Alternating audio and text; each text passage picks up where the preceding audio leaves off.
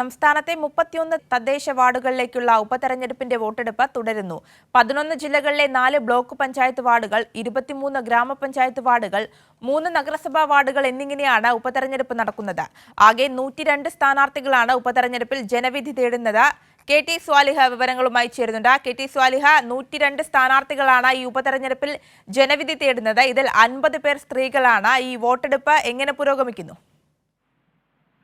ആര്യ, 31 തദ്ദേശ വാർഡുകളിലായാണ് ഉപതെരഞ്ഞെടുപ്പ് നടക്കുന്നത്. രാവിലെ 7 മണിക്ക് പോളിംഗ് ആരംഭിച്ചിട്ടുണ്ട്. വൈകിട്ട് 6 മണി വരെയാണ് സമയം നിശ്ചയിച്ചിട്ടുള്ളത്.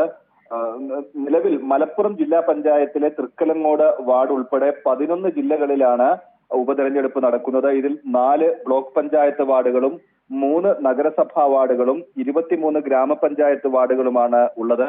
102 സ്ഥാനാർത്ഥികൾ ജനവിധി തേടുന്നുണ്ട്. ഇതിൽ 50 പേരും സ്ത്രീകളാണ്. 192 പോളിംഗ് ബൂത്തുകൾ ഇതിനായി ഇന്നത്തെ പോളിംഗിനായി സജ്ജമാക്കിയിരുന്നു.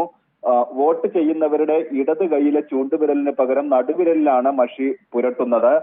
ലോക്സഭാ നിയമസഭാ ഉപതെരഞ്ഞെടുപ്പുകൾ ഈയിടെ നടന്നതിനാലാണ് ഇത്തരത്തിലൊരു രീതി സ്വീകരിച്ചിട്ടുള്ളത്.